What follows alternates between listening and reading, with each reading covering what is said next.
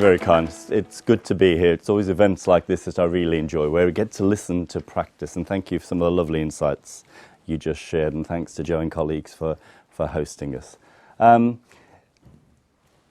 going to try and push you a bit further. Some of you already said goals of where you want to go to, about the work with parents and so on. And actually what I want to try and do is frame some of that. Why would you be doing that? I'm really heartened, actually, when you say you want to go onto the parental level. Some of you will know that my middle child, Kate, has Down syndrome. So I can always, and you might want to identify which mode I'm in, because I'll probably go from rampant academic to passionate parent at various points during this presentation. But I want to remind us why we would want that parental engagement. Because to be brutally honest, we have had 20 years of P-levels, whereas we've totally disenfranchised parents as our partners in assessment. What does my child is P2.2 plus 7% actually mean? For goodness sake, we can do better than that. And we've lost that partnership, and we're going to have to work to get it back. If I divide my careers, if I have to confess, Alan was very generous then, about the 30 years in education. My career has actually been 40 years in education. And, you know, my first 20 years would have been spent very closely working with parents. And the last has sadly had to watch as we've lost that. And we need to regain that ground. Whose child is it anyway? You're paid to do a job. Long after your paid employment has gone, they will still be walking the journey. Alan referred to headship. I've had 3 headships in my career. And I always used to say to my staff, share the wonderful insights you've got. Share your script when you go to those annual reviews. You've got a script, haven't you? Share your script, not just the outcomes. What was the process? What was the journey that you took the child on to achieve that outcome? Because actually, some of the tips that you can share, those parents can actually do at home and will be doing for years after you're no longer their class teacher. What a gift, colleagues. Do you realise that you have treasure in your hands? Treasure that you can invest in your children and their families, and consequently lives that you can transform. A speech therapist, when my Kate was 18 months old, showed us a particular technique to help Kate with tongue thrust. Common with children with Down syndrome, yes? It's something any family member can still use with Kate, and she's now 30 plus, living in her own home. But the technique is still available to them. You have the capacity to transform lives. And I think what's so exciting about evidence for learning, and the context in which we can now take that further forward, engagement, is really going to be very meaningful, not just to you professionally, not just to your children as learners in your classroom, but to your families too. Those videos, you send those clips home, you don't just go to parents, come on. They can't wait to see grandparents, and probably they're being emailed up to grandparents, and wait till that woman next door, wait till I see her next, because she's always nagging about my autistic child who's banging the bedroom wall. Well, I'm going to show her what he's been doing at school. And how good does that mom feel in that moment? And you've done that. With the treasure in your hands and your capacity to press that button on that video machine, you did that. Can you see how life transforming this is? It's not just about your capacity as a teacher. It's your capacity as a human being. Do you know, I've come to the end of this career, and I think I've realised one thing about our profession, colleagues. Teaching is a relationship-based profession. They can throw whatever damn policy they want at us. But at the end of the day, we keep going on and driving on because of the human beings that you are. You need to ask yourselves, what was it that called you to be a teacher? And don't be frightened to answer that question. It is a vocation. And then you need to go one step further, please, which is ask yourselves, what is it that has called you to be the teacher of society's most vulnerable children? Identify what that is in your humanity and celebrate yourself. Because teaching is a relationship-based profession. It is your capacity to touch that child at their point of learning need. And it's then you begin to make the difference. But not just through the skill of your teaching, but through the power of your enveloping humanity. So I want to push you today to not just think of capturing evidence, not just think of telling parents, but of nurturing this whole culture of inquiry. And I'll tell you for why. But at the bottom of that first slide, you will find my website there. Leanne mentioned, a colleague of hers is going to be one of the trainers, and there's one at Torview, and similarly they'll be all around the country at the moment. And that's fabulous, and I'm really pleased that we're getting that training. As someone who's, obviously Diana's been chairing the Rochford Review, but it's been my privilege to be the expert advisor to the department during this period of time. But if we don't get this right, Leanne, they'll only know about the engagement model and how to do it for assessment. You've been on that longer journey, and some of you will have been on that longer journey too, where you've been using the engagement profile, the engagement scale, as they have been. But there's the whole concept of engagement. Please, please, please make sure your teachers, your TAs understand what is engagement. So, for example, if you go onto my website, you can pull down for free articles about engagement. There's one, engagement for learning. I was thinking this one would be very appropriate for the students here because it's written by a teacher who works in a similar setting to yours, but not at Leanne's type of school. There's other articles for your school. Those of you, well, which of you wouldn't be interested in autism? This is particularly about engagement in children with autism. Can you see, and sometimes to motivate some of your teachers to use what is going to be statutory summative assessment, can we just remind ourselves, it's going to be legal. This isn't a, oh, I might do it on a Monday. This is, no, you'll do it every day. This is how you will report on children who are not engaged in subject-specific learning. What a glorious day. We don't have to describe a child anymore as a P3. Thank God for that. I never did know what a P3 was, and I just think it's an insult to describe a child like that. So we'll have a look at this. And I know that some of you, in using engagement and using it very successfully, have had to do it within the framework of the P levels. Can we remind ourselves, the P levels have gone. The P levels are no longer legal tender. And whilst we'll have the remnants of them stranded through our curricula, they need to eventually be faded. The days of saying, come with me, square peg child, and let me jam you into this round hole, have gone. What evidence for learning enables us to do is say, let me come to you, child. Let me celebrate with you your wonderful learning by capturing that unique moment when you were a successful learner. So we'll be seeing some wonderful curriculum development, I'm sure, coming out of our schools, because now we have the engagement model that came out a few weeks ago. I wish Diane was here to talk more about it to you, but I'm going to refer to parts of it because there's some golden nuggets in there, not just about engagement, but about the opportunities that our children have. For me, one of those golden nuggets is if you go to page 24, page 24 talks about the degenerative child, the dying child.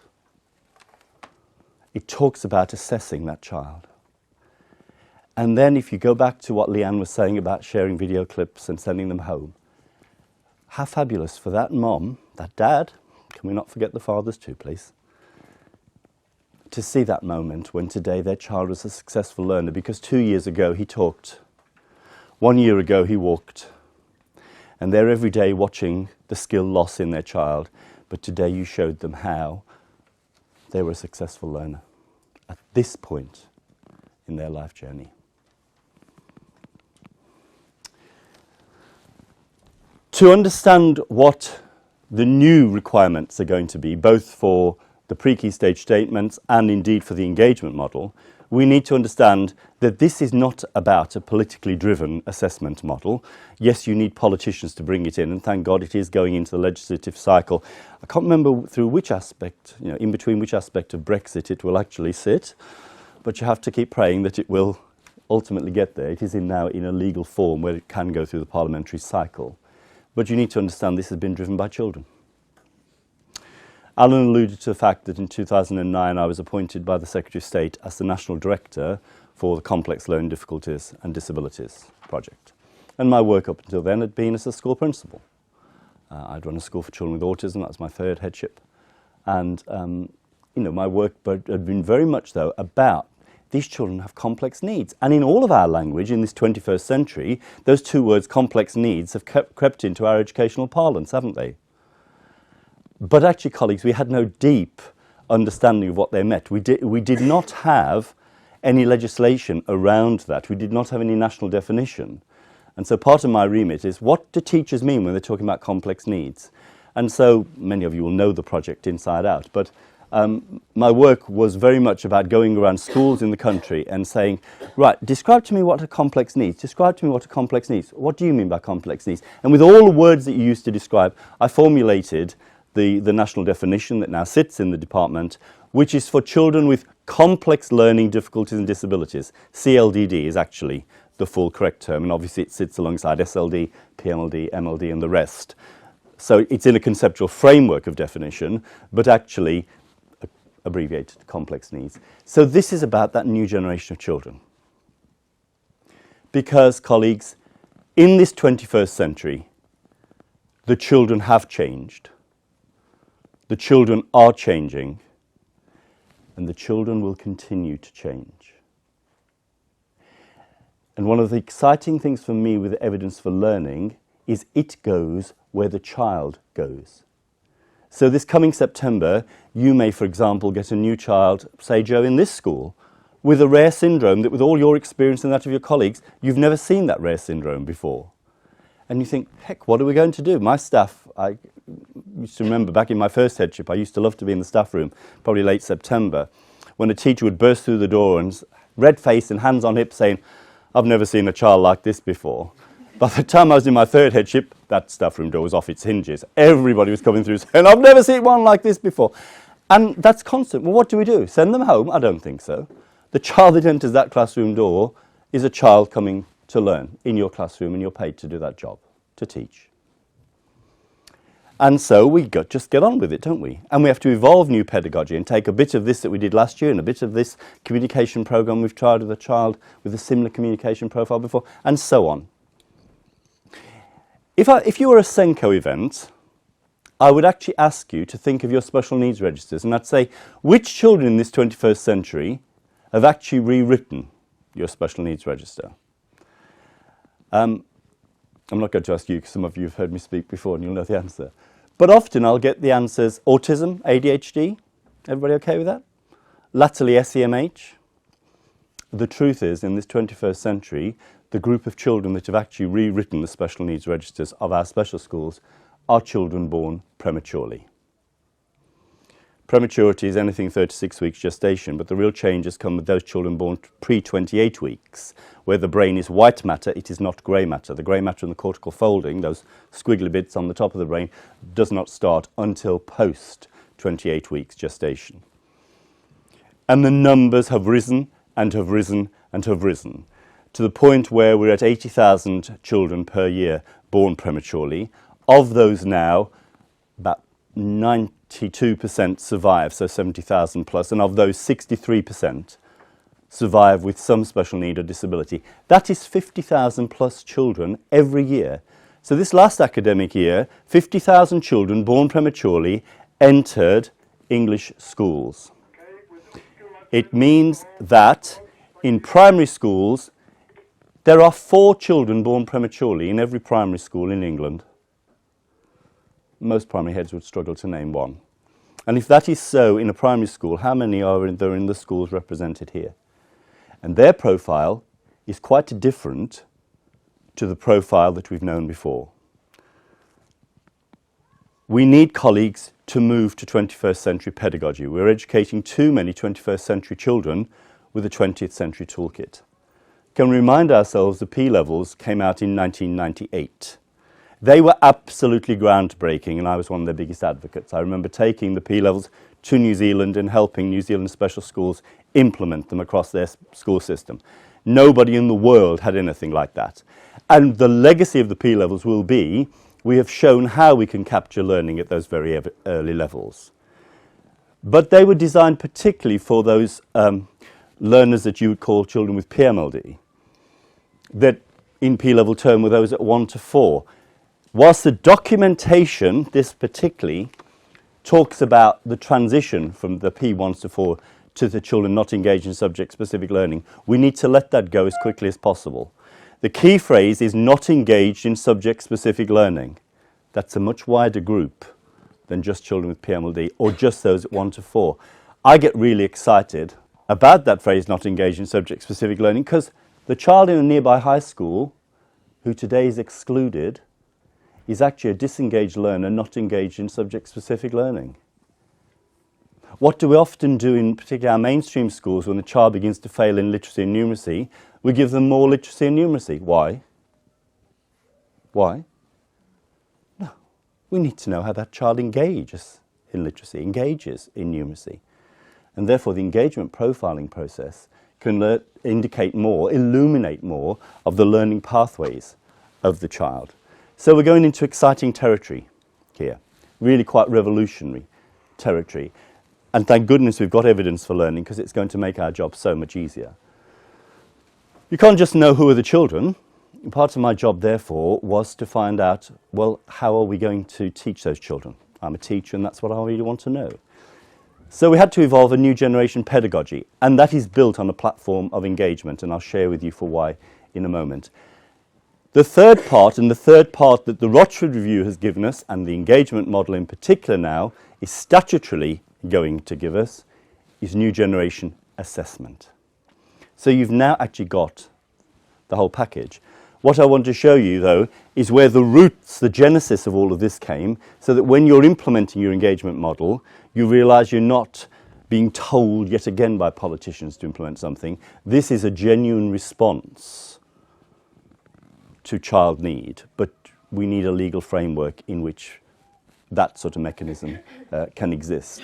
So let me unpack the earlier parts of the journey, but particularly around the pedagogy. I've alluded to the children, and I'm happy to talk more about that. Most of you will already know this green-covered book, The Engaging Learners, but this, as Diane would say, is the Bible to getting you through the understanding of who the children are. And that will affect every type of school. I mean, my guess is, Joe, from what you were talking about, this school is primarily designated MLD. You know, what is MLD in this 21st century? It's not what it was in the 20th century. You actually said, didn't you, Joe, that each year the children are changing. Very much so. This sector, MLD, I think has experienced greater changes than any other. And really, your children are very complex in their profile, my guess is. And therefore, we need to understand them, because some of the models we've perpetuated would have been historical legacy. Now we've got a chance to completely refresh because of the new frameworks that are coming in for assessment, which Ofsted will, of course, adhere to. So do have a look at that if you don't already know it. So why engagement? Because if you looked at the international literature, which took me and my team up to 18 months to do, engagement sets the occasion for optimal learning to occur for any child. And think about that. If the A-level physics student in that nearby high school is not engaged in the A-level physics syllabus, they're not going to get the A grade to get to university, are they? If the GCSE student who thinks they might want to do French for GCSE is not engaged in the GCSE French syllabus, they're not going to be allowed on the A-level French course.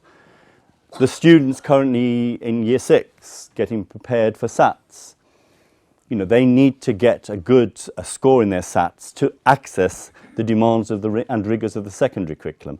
And so it applies to any of your children.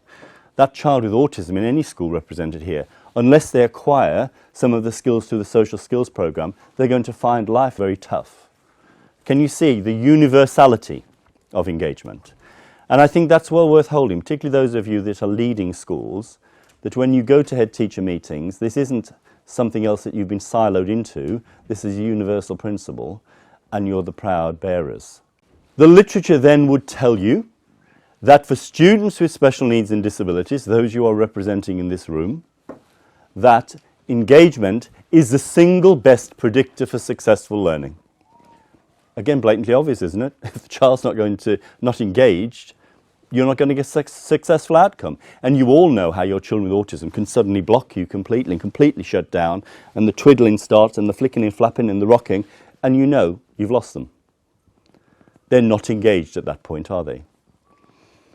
And therefore we need a repertoire of strategies, as engagement hooks to bring that child back into the centre as an active learner, not as a peripheral participant in your classroom, sitting on the sidelines watching everyone else, but as that active participant who is making true and genuine learning gains that you can assess in a meaningful way. Colleagues, education should be a dignifying process.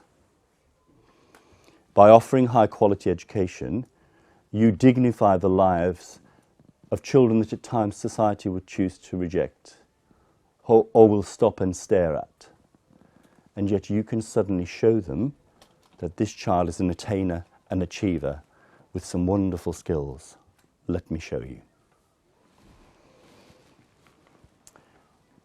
So engagement as reflective pedagogy, very much creating engagement as pedagogy was my goal when I was National Director. And I'm really pleased with the words at the beginning of the engagement model report, which talks about engagement as reflective pedagogy. It creates a kind of flow in learning that brings deep satisfaction and which contributes to positive mental health. So at a time when you as schools, particularly since the 2015 Code of Practice, the new EHCPs, where social, emotional, mental health came in as one of the 4 domains of SEND, that's been a new challenge. And of course, with the requirements of the Rochford Review, the EHCP 4 domains of SEND will actually become your curriculum framework. That will become the curriculum driver in your schools. Yes, you teach English and maths, but it falls under cognition and learning. Yes, you can teach any other subject, but you have to decide where in the 4 domains it sits. The national curriculum is no longer the curriculum driver. It's always been so. We need to remind ourselves the requirements of the 2015 Code of Practice supersede any national curriculum requirements. Because the EHCP, is it not, is the legal entitlement for each individual child and what they will receive. We don't have to adhere to phonic programs if we do not feel they're appropriate. Only 29% of children with autism will ever learn to read via phonics.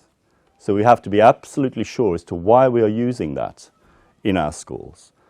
Children with Down syndrome do not learn to read via phonics. I can tell you that professionally as a researcher, and I can tell you that as a parent. They do not have the auditory vocal wiring. In fact, speech and language in the child with Down syndrome is in the right hemisphere, not the left hemisphere, where you and I and the neurotypical child develop language. I can take you to the 2010 studies from the University of Washington where they wired the brains of the children with Down syndrome, and the blood flow when engaged in language activities went to the right hemisphere, not the left.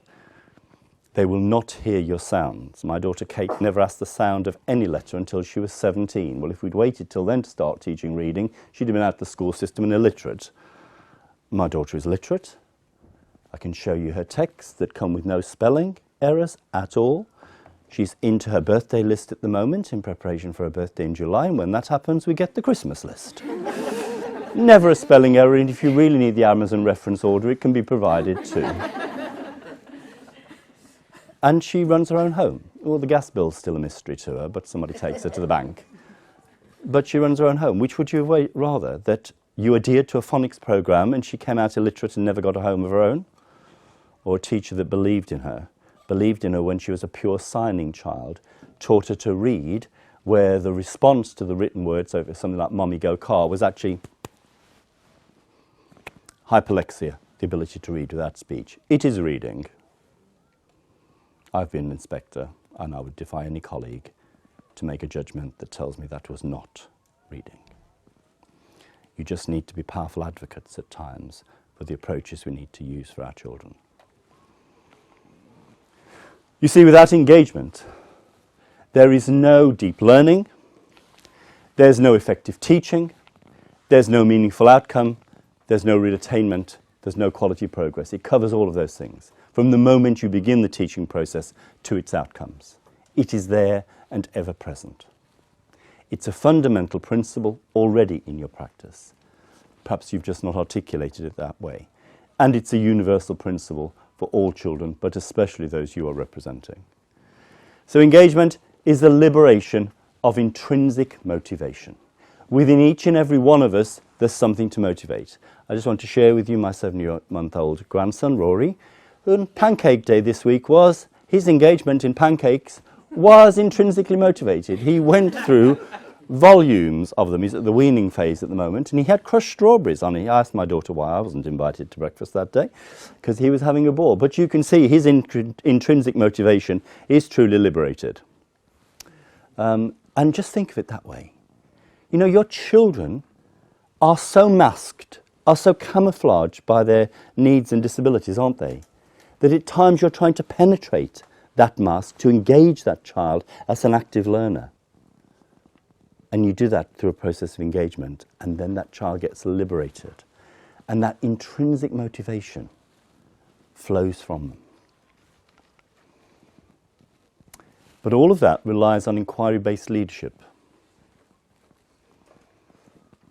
There is an implication for leadership here. We can no longer say to our teachers, you do it and you do it this way only. We don't have all the skill set. I'm particularly thinking of head teacher colleagues here. You know, the children that are coming to our classrooms now are not the children we had when we were in those classrooms. And therefore, at times when teachers say, what am I going to do with them? We don't know the answers. As senior leaders, the bold senior leader says, I don't know the answer, but let me come alongside you. I'll come into your classroom and do an observation. And then we'll talk about and we'll plan for that child, and then I'll come and monitor it again. It's okay to make mistakes. We're not a perfect profession. We're going to have to evolve the learning route for and with our children, and that's about inquiry-based leadership. And for me, the joy of evidence for learning is it facilitates that inquiry-based leadership. So inquiry-based leadership, and there's a whole series of features here, and Alan will let you have this, but it's about cultures and values, about being learner-centred, about distributed leadership, about networks and partnerships, which, you know, Jo in what she's been telling us and Leanne what she's told us, you can already see that happening in the way these schools act. And probably some of you now are thinking, well, actually, yes, I am leading inquiry, but you've just not articulated it in that way. Evidence for learning, yes, but actually it could also be called inquiry for learning, Alan, couldn't it? Because it enables you, for and with that child, to investigate, to discover, to find out. All of your schools need to be finding out cultures. Finding out cultures, not, oh, golly gee, I say this respectfully, we've just got outstanding, so come see us because we're absolutely perfect. Rather, where does the outstanding school go? The outstanding school goes to groundbreaking, because that's where the children need you to go.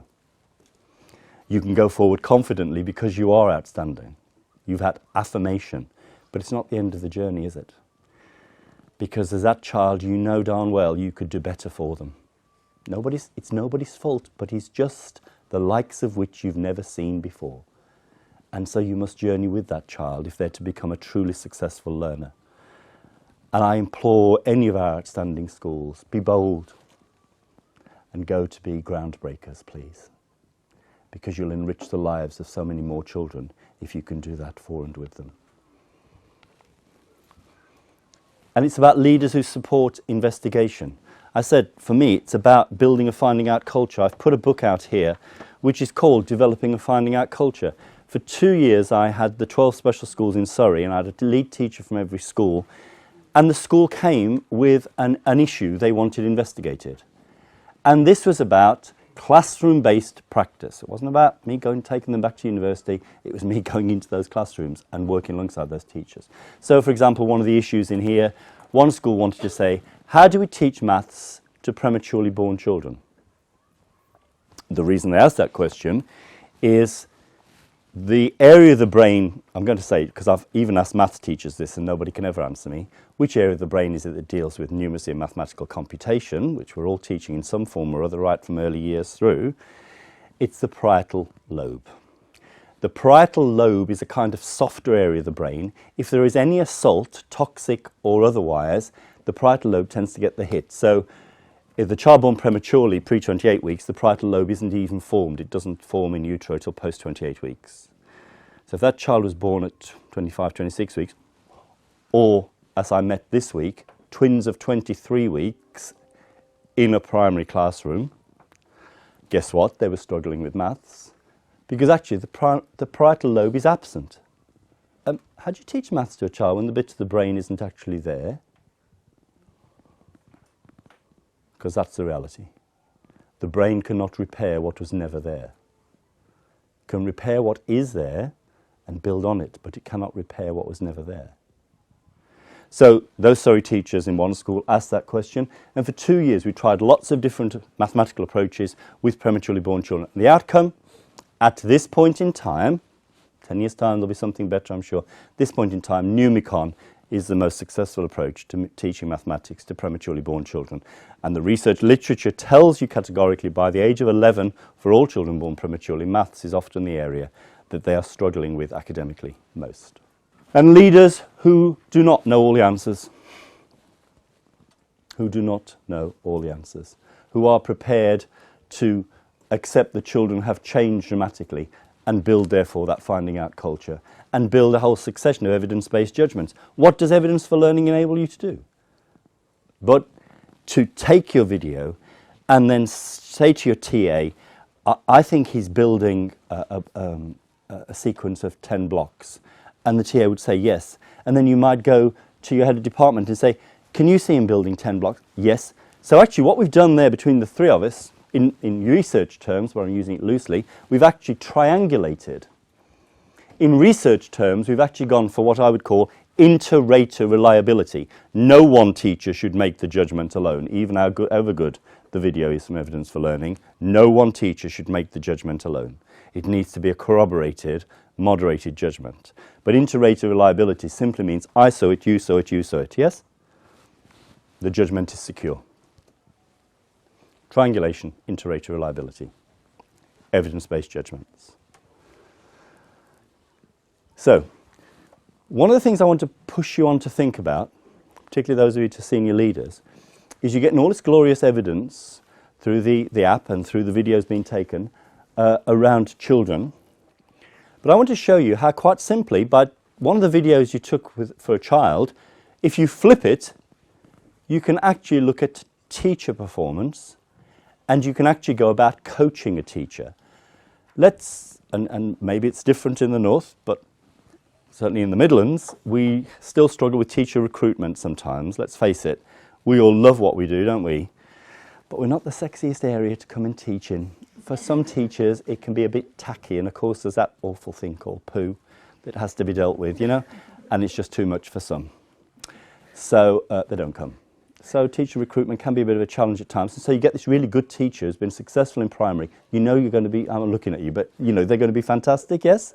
But augmentative communication, well, which planet did that derive from? You do what with your hands and a symbol and you press this button, how? And you thought evidence for learning is complicated. Okay, so we have to coach them into the job. Yeah? Yes? Definitely. We're getting there, but we have to coach them. If you haven't looked at the complex needs modules, go to www.complexneeds.org. The 16 modules of teacher training on there, starting from teaching assistants through to leadership level. Let me say that again, starting with teaching assistants. There aren't any teaching assistants here today, are there? No, they can never get under the courses. The budget won't extend to it. The budget won't extend to it, will it? No. But then you say to them, oh, we've got this child with attachment issues joining our class after Easter. I want you to be their support for the first 2 weeks. Well, the TA can spell attachment, but what does that mean in an educational setting? And certainly, what does the impact of attachment have on learning? And you expect them to support them for 2 weeks? I don't think so. We need to find the attachment elements of the complex needs modules, and you need to give them at least 30 minutes in the next 2 weeks to get themselves ready for post-Easter, where they can then meaningfully support that young person. And they don't even have to come out of school to do it, and the stuff's free and online. So, I want us to look how we can use the videos to support judgments, to identify strengths, and to set up processes of inquiry. So, we're going to look at this video. If you can't see and you want to move towards the back, please do, because there's an activity to follow this. This time last year, we were thinking about outcomes all the time. Why haven't you got a great outcome? Or if you have got a great outcome, why? Now it's not about outcomes at all. It's about inputting to children. What are we doing for teaching? What are we doing for learning that allows actually that young person to do the best that they can? Looking at the video of Violet, as someone who doesn't know Violet well, what do you see? When you first go into the ball pool with Violet, she very quickly becomes engaged. She finds one fish and then another fish, and then you use sign to show her that they're the same. She signs fish. So you get lots of good interaction. She's curious, she's discovering, you're naming, and you're co-constructing the experience with her. You're modelling, you're hoping that will engage her. She gives you partial engagement, and then she pulls away from you again. She disengages. For safety reasons, you need to bring her back within the parameters of the ball pool. You try to encourage her to go back to some earlier learning, which was to find the fish, which we know she's successfully done. But what I was really fascinated by is often we focus just on how the child is learning, how they're engaging, but actually I saw how a teacher engages, and just by keeping in your mind, how does this child engage as your central focus? How do I as the teacher engage this child as your central focus? You went from engaged to disengaged to re-engaged to full engagement. It was just a brilliant piece of teaching.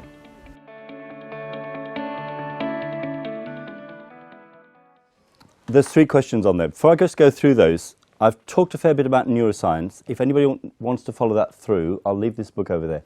It's got the awful title of How the Special Needs Brain Learns, but quite simply what it does, it takes each area of the brain. So let's say it takes the Broca's region, which is the speech-language centre for the brain, crucial to all of our work, tells you how it's made up, how it functions, what job it does in the brain, and then gives you loads of classroom strategies at the end. I would say to young teachers sitting here who in 15 years' time thinks they might be occupying head teachers' seats, that whereas the head teacher now, looking at our colleague at Palmerston, you get a psychologist report coming in with a referral, yes? 15 years' time, I think, somebody sitting in your chair will actually get the MRI scan of a child's brain with a neuroscientist's analysis of how that brain's functioning. And won't that be a glorious day? Because actually we'll see which bits are working, which bit won't. Colleagues, I hate to disappoint you, and I have to bear the cross of this, but we're really only a profession of good guessers. We guess really well, but that's what we are. And in future, the advantage of neuroscience will secure some of our professional judgments, will actually tell us, you can teach your heart's content, but the bit ain't there and it ain't going to work. So have a look at this, if that's something you want to get into the language of. On the Complex Needs modules, www.complexneeds.org, there is a whole module on neuroscience in special education. Okay. Right, there are 3 questions on here. Having watched that video, in what way can that approach contribute to personalised CPD? I'm talking personalised learning for children, I'm talking about personalised learning, inducting that primary teacher you've just appointed. In what way, second question, could that approach contribute to performance management? Could you as a teacher take your video clips of your work to your senior leader and say, this is how I want you to assess my performance this year? And then finally, what about our wonderful TAs? How could those approaches help you induct a TA, or if you're using a specific new piece of augmentative technology with a child, an AAC device, and you've been out and shown how to use it by a specialist, why didn't you video that or get a video taken and then come back and you can show your TAs how to use that as well, because they'll need to, won't they? Just because of the way your classroom works. So 3 questions. So what I would like is on the first one about personalised CPD, can these 3 tables, 1, 2, 3, take that question please, okay? Can this table and this table take the middle question, Katie, your table, about the performance management? And can this 1, 2, 3 table, please, take the last question about TAs? And just for 2 minutes, just brainstorm very quickly as a group, would that work and why would it work, okay? Best idea?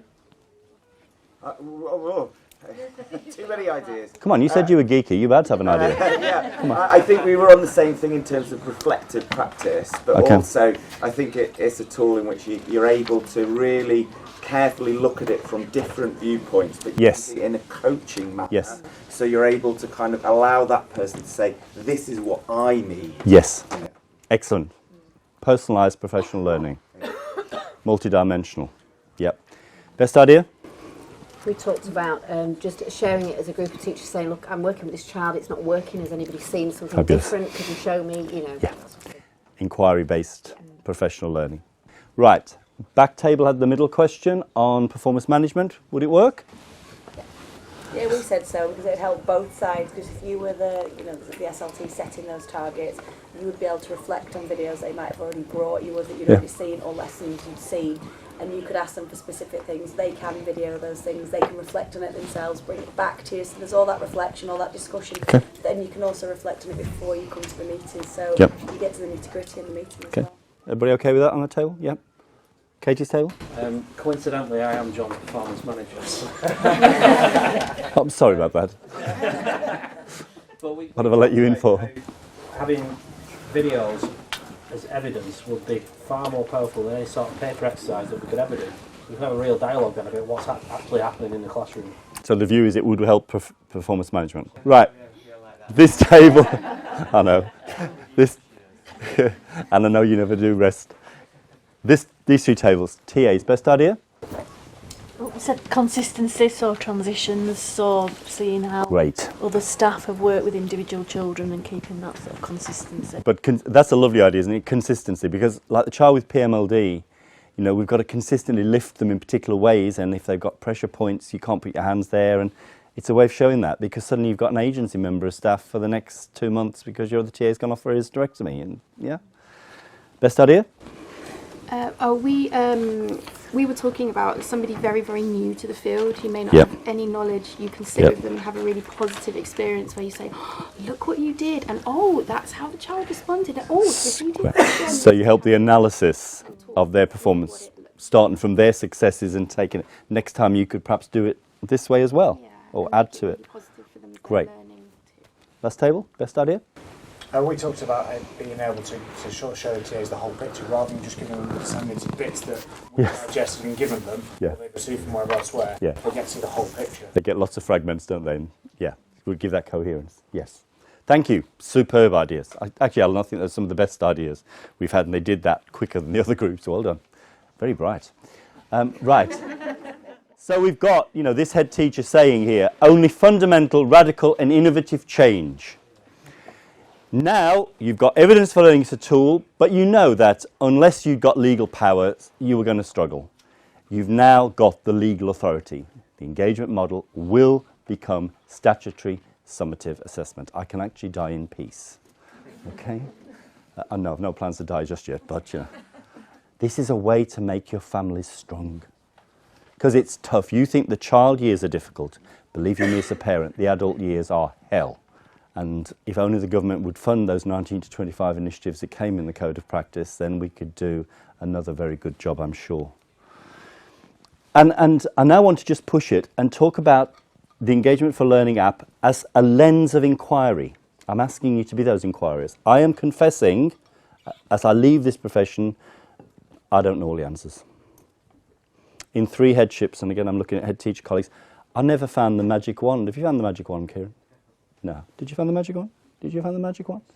I wish. Yeah. But staff often come to your door expecting you to have the magic wand in the bottom drawer. You'd float down and solve it all. Sorry to disappoint you all. No. So this is about attachment. I had the head teacher of my local special school, Beck, rang me and said, Barry, I've just done the data. She's very keen on her data, as Beck. And she said, 29% of my children who are looked after, recently looked after, have FASD or attachment issues on their EHCPs, are functioning 29% below their peers. What interventions can I use? Well, if she'd have said autism ADHD, the interventions would have poured out. I didn't automatically know. So she's got me, well, I'm not in 3 afternoons a week, but 3 afternoons a week, 2 teachers that I trained on a Schools Direct programme 5 years ago, so trained in inquiry approaches, are actually exploring and investigating how we build a pedagogy around attachment. And the video capture is done through the Evidence for Learning app. Those 2 teachers had never used it before, had they, Alan? Because Alan came in and did the initial discussions. They were meant to be doing it purely for this inquiry project. It's not research. It's school-based inquiry. It's helping us to solve our own issues, yeah? They said within 6 weeks it transformed their teaching. 6 weeks it transformed their teaching. We started with this material from Nurture Group. Do you know the sensory box from Nurture UK? Superb, a must for PMLD. Have you got it? Yes, we have. Oh, good. We started with Beanbag Bucket here and basically have added other activities, other ways of using Beanbag Bucket activity. So we didn't start with blank sheets of paper. We're busy teachers, we haven't got time for blank sheets of paper. You need to start somewhere, adapt, modify, okay? But there's this process of trialling and then analysing the videos. I was in there last night actually, analysing some more videos, but at Christmas when I analysed the first term of interventions with the children, believe you me, in the past we'd have had paperwork, and the paperwork had been on my dining room table at home. My wife would have complained for a week, and I'd have had my coloured pens out trying to find the threads. It took me half a day to analyse the data, to analyse the evidence and find the trends. And we discovered after one term that in fact probably imitation was the key. So we formed a hypothesis after one term that the teachers have taken forward and some class teachers are testing out too. Is imitation possible with children with attachment? And many of them do not automatically imitate because it demands social reciprocity. If I did that, can you do that? Yeah, you see, you can imitate. A child with attachment won't automatically do that because they're not socially attuned. And in fact, the brain is shrunken. Through lack of stimulation, it's a shrunken cortex from what it should be. We can't get in there, we're not brain surgeons, we can't transform that. What we can do is stimulate it. When you imitate, another word for imitation would be? Another word would be? Mirroring, got it, mirror. Just think of mirror. I want you to think of mirror because what's happening in the brain is called mirror neurons. Can you do it again? You're very good, aren't you? Yeah. Wonderful. She's mirroring me, and actually to do that, messages are going along neural pathways, are being decoded, encoded, coming down here along neural pathways again. But because she's mirroring, it's mirror neurons. When the baby goes ba, ba, ba, and you go ba, ba, ba, you're reinforcing the auditory mirror neurons. You'll fire the brain will grow more through the mirror neurons, will grow more neural pathways. You can re-stimulate brain growth just through imitation. No cost, low cost, yes? Don't complain to me about restricted budgets. You can all imitate at no additional cost. And that's already, our evidence from last night is yes, we're getting the findings that imitation, if you think the child's got attachment issues, but then Piaget tells you imitation's the foundation of all learning. Your teachers, for goodness sake. Let's go with what we know, shall we? So in this case, I'm talking about evidence for learning as an agent for inquiry. It gives you a lens to investigate, to explore, to discover, to build that finding out culture. Is everybody comfortable with this? It's a lot of what you're already doing, isn't it? Just trying to flick it and show you by taking that one video of that child, which you need for planning against their EHCP targets. Look how many other ways you can use it. To talk to their teacher about performance, to talk to their TA about how to manage and handle the child, to ask more questions about how that child is learning. And hypothesize and see if that approach worked. It didn't, well, there's no blood on the floor, let's move on. Yeah, there's no sweat. So how do we ensure that we provide optimum opportunities for unlocking and fulfilling the potential when we're faced with so many barriers? And that was my latest project for the last 5 years has been focused very much on girls and autism.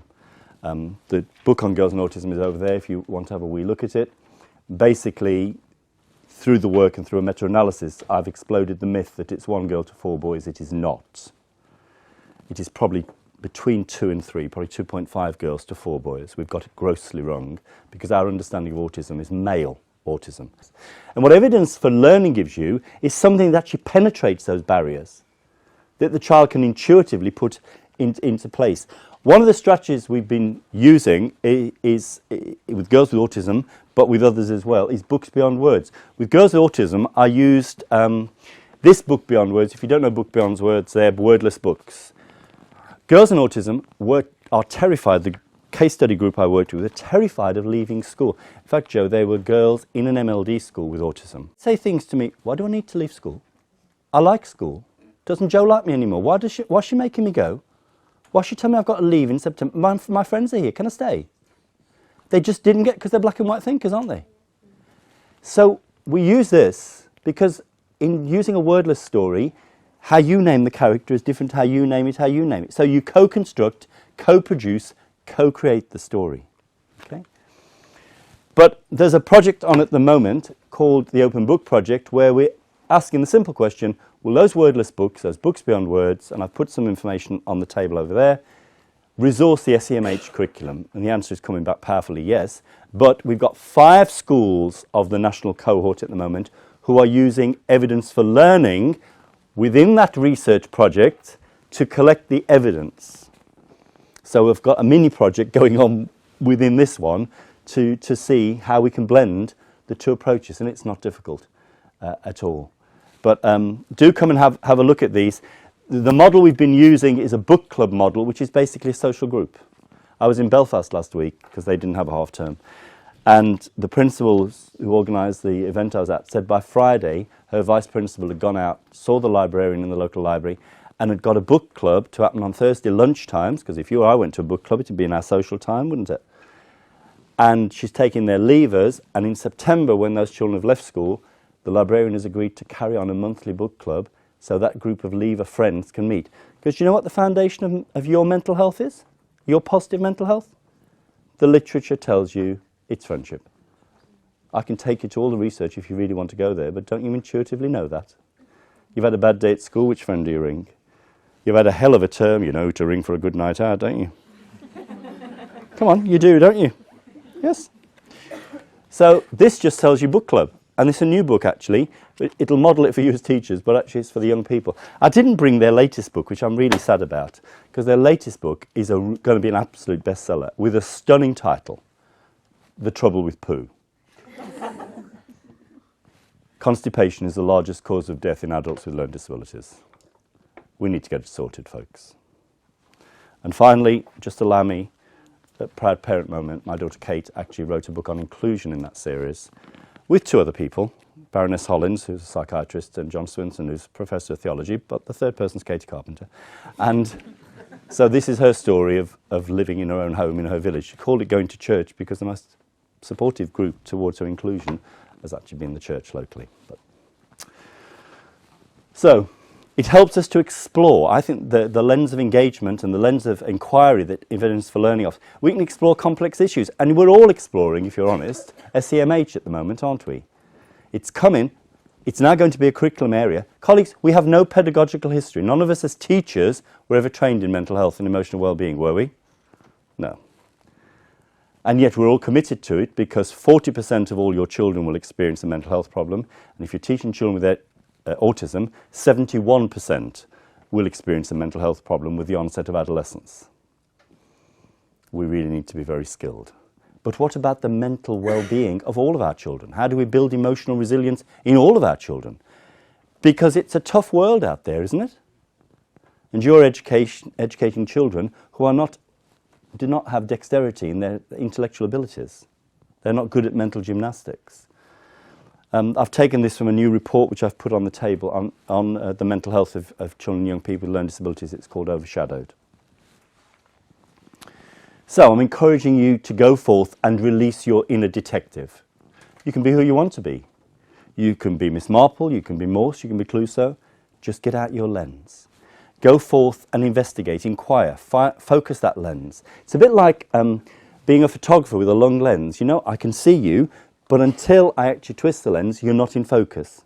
It's a bit like that with our children, isn't it? You can clearly see them, but in fact they're not really as learners in focus until you've had some experiences of trying to teach them. So then you explore the cues and discover the clues. You collect the evidence systematically, like a detective would. Who did it? In the library. With what? You know? And then you identify, look at those responses, hypothesize, analyze, and devise the ways forward. Just think of yourselves as detectives. We've been writing in one of the projects I'm currently overseeing, best hope for outcomes, because sometimes a target isn't the way forward. You're teaching to a precise target, therefore the child can only operate in a very tight way.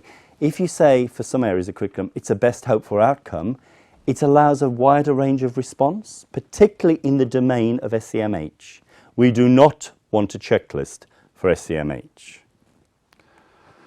Because we've had traditional approaches that are very paper-based. Well, we're liberated by education, evidence for learning from using those approaches. Okay, I want you to just ask here, what do you see?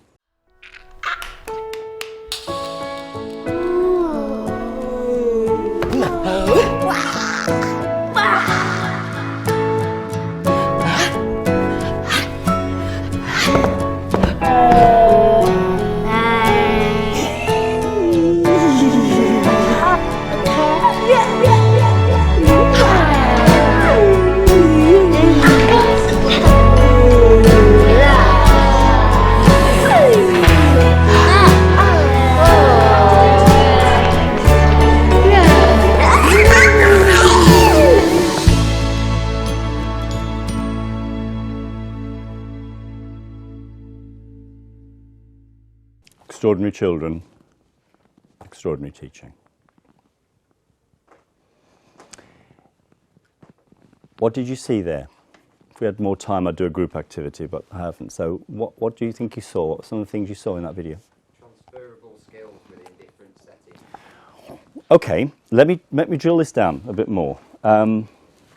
If you can't see it or hear it, you can't say it happened.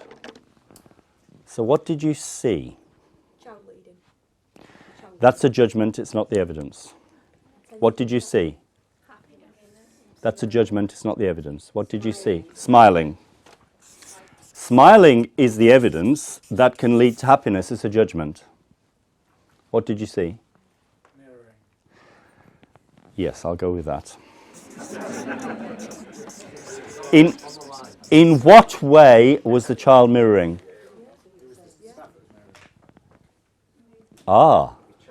She subtly, that was a TA leading that session, she subtly shifted it halfway through. Did you notice that? And actually let him lead. So let's just say that that he was then leading. What was the evidence? What was happening for you to say mirroring? What was the action that was going on? No, that's a judgment, it's not the evidence. No, I'm serious. This is how difficult this is. It's not simple. Movements, what were they moving? So you saw hand, mouth, arm movements, yes? That would be the evidence. Let's just put arms for the moment. Arm movement. That's the evidence, and actually mirroring is the judgment, probably. What else did you see? One more. Yes, because you can hear it. That's definitely evidence. One more? Stomping. Stomping is certainly a movement, I'll go with that.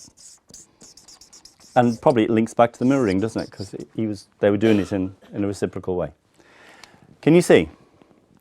So when you were talking about the video clips, and I think some of you were saying you had to work with your staff about perhaps the quality of interpretation or the quality of, because they were just capturing anything and everything. Can you see? It's not a simple process, is it? Because we tend to intuitively go to the judgments. What is the evidence? What's the intent? What's the issue? So the issue might be this child has very complex autism. And it's a presentation of autism that you've not seen before. So you go through a process of inquiry. You read the notes, you read a bit more. You've perhaps videoed the child and asked somebody with more experience in the school, what do you think this is? And actually, when you read the notes, you discover this child was born at 26 weeks gestation. By the age of 10% of children born prematurely develop autism. By the age of 10, 66% of children born prematurely develop ADHD. So in fact, suddenly the causal base, the reason for that autism, because it was not like an autism you presented with before, because it wasn't classic Kanner's and Asperger's. It wasn't a genetic-based autism. It was an autism resulting from a neurobiology of the brain, a structure of the brain, because the child was born so prematurely. Is everybody still with me on that? Yes? So can you see, we had to make an inquiry in order to really, truly identify the issue, and then we could go for our implementation of our intervention. But in fact, in order to implement, to meet this child's needs, you might have to innovate. Innovate doesn't always have to be high-tech. You might decide to take one of these books, because you can see he's desperately trying to make friends and doesn't know how to. Take the book Making with Friends, which is completely wordless, and rehearse that with him. So we then, and maybe you've never used one of the books beyond words before, so for you it's an innovation because it's a new thing. And then you'll see an impact. Treasure what you do. Don't let them just brand you as 3 eyes. You are 5 eyes. You go that extra mile with that child and more. For me then now, there are three legal pedagogical dynamics to underpin your work. As of when the engagement model goes through Parliament, that will become a legal pedagogical framework. You already have differentiation from the 1988 Education Act as a legal basis and personalisation from the 2015 Code of Practice. So you now, your work is shored up by 3 legal pedagogical tenets. Powerful. Personalisation, I think what evidence for learning gives us is personalisation in the most blissful ways. We've heard examples this morning of sharing videos and what it does for those families. You know, again, whose child is it anyway? And this is a woman who had cancer as a child, who's an academic in Australia, and lost her right leg to that childhood cancer. And she says, personalisation is about knowing the person deeply, having the courage to offer an honouring relationship, holding an affirming vision for their life, knowing what is required to make things happen. Colleagues, that's you. That's each and every one of you. Because you believe in your children. You honour them. You know that if you get their education right, it will dignify them as people. And you have a vision for what they can do. Right from the early years, you know that if you get these initial skills right, then as adults, they'll be able to do this. Imitation, maybe. Yeah? And you know what's required to make it happen because, golly, you've got a treasure trove of a toolkit in your teaching repertoire that you can use. Look what you can achieve, how you can transform our children's lives. And I think, therefore, what evidence for learning gives us is a personalising assessment process. Personalisation is not just in pedagogy now. I think through AFL, we've got personalised assessment. Would you agree, those of you who've used it? Yeah. Well, that's something we've not had that before. We've had differentiated assessment, but we've not had personalised assessment. Because with EFL, that's the child, I'll just have to use you a minute, okay? It's dangerous sitting in the front row. You know, with my video, I actually capture your learning at the point that you achieve. It kind of wraps around you. I didn't have to take you somewhere to do it. I just got the iPad and you were doing it and I got it. So it wraps around, captures their attainment and celebrates their achievement. I'm going to tell you this funny story to end on. Assessment, we do unto our children and unto their parents endlessly, believe you me. If you get a child with a disability, the journey we have been on with Kate has been one of constant assessments. I was at the college with her yesterday because she's thrown up everything else she's done, decided she wants to be an actress. You don't question it. And you just go with the flow. But my eyes are on stalks at some of the things she's going to have to do. And the college decided they wanted to do an assessment. Well, I muttered under my breath. Some years back, the bins changed to wheelie bins, and we were living in Oxfordshire at the time. My wife came home and said, I've looked at the bins in the council display in the town centre, and we're not going to get all our rubbish in one of those new wheelie bins. I'm going to ring the council tomorrow, which she did.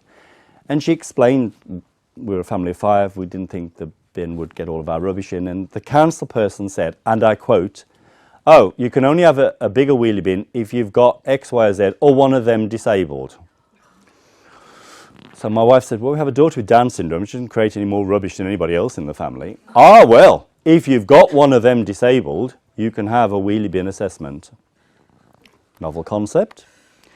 Anyway, the day came when we'd had notes to the door which said, please put out your new wheelie bins. Black bags will not be taken. Well, we hadn't been given a wheelie bin. So I put out the black bags, and they came to collect them on the Friday morning, and they left my black bags. So this involved me in my dressing gown in the drizzle at 6:45 in the morning, going up the cul-de-sac saying, excuse me, could you take my black bags because we're waiting for a wheelie bin assessment. The person driving the dust cart felt he needed to bellow to his mate Bert at the back of the van, bear in mind we lived in the cul-de-sac. it resonated around, and Bert confirmed he'd never heard of such a phenomena. Now, the neighbours were on the doorstep and the curtains were twitching at this point. And anyway, would you believe in 2 weeks later, this wheelie bin arrived through the ether. I mean, wouldn't we like all assessments as parents of children with disabilities to be like as simple as that? Except this wheelie bin must have been subcontracted from Biffa Skip Hire. I had to do the bodybuilding course to shift the damn thing from the front of the house to the back of the house. It was huge. But I just want to say that, you know, that we can laugh at that, but actually some of those indignities are what happened to our parents time and time again, and yet they still stand up again and advocate for that child relentlessly and powerfully. And can you help recharge their batteries, please? Those videos recharge the batteries and enable us to stand up again and face the next battle, because however wonderful you've been, you won't be there always. And we have to go out and face others who understand our child less. So finally, I'm not going to read the Māori to you, but the Māori in New Zealand have this wonderful phrase which says, "Let the uniqueness of the child guide your work." Go forth. Thank you.